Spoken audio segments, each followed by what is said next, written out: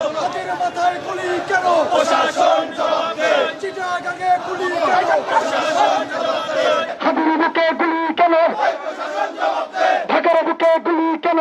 প্রশাসন জবাব দেয়। চিটাগাঙে গুলি কেন?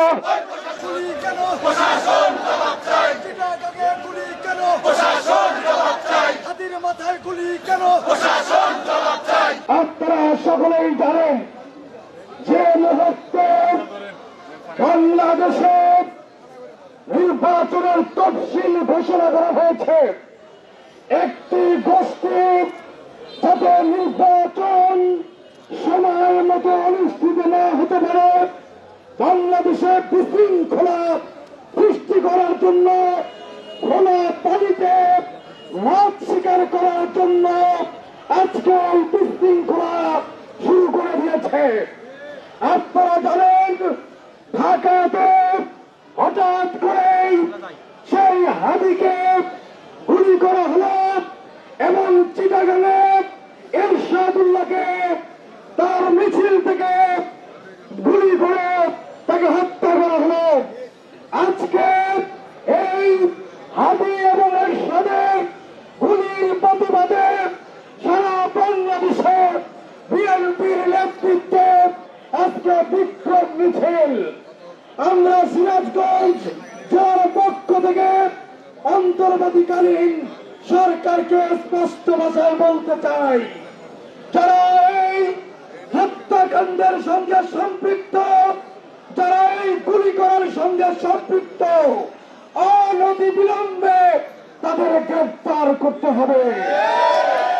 আমাদের নেতা জনাব তারেক রহমান স্পষ্ট ভাষায় বলেছেন, যারা এই গুলি করেছে, এই গুলির সঙ্গে যারাই সম্পৃক্ত থাকুক না কেন, সকল আগামী 25শে ডিসেম্বর যার প্রতীক্ষায় বাংলাদেশ রয়েছে, যার প্রতীক্ষায় সারা দেশের মানুষ, কোটি কোটি মানুষের নয়নমণি, কোটি কোটি মানুষের হৃদয়ের স্পন্দন, আমাদের সেই প্রিয় নেতা জনাব তারেক রহমান আগামী 25 তারিখে বাংলাদেশে আসবেন।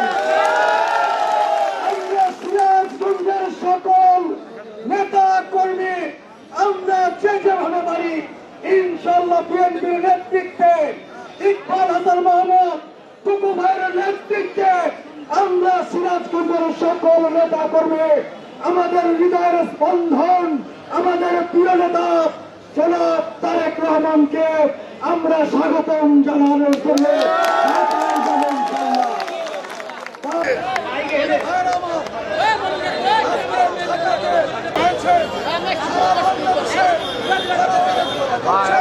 সন্ত্রাসীর বিচার চাই।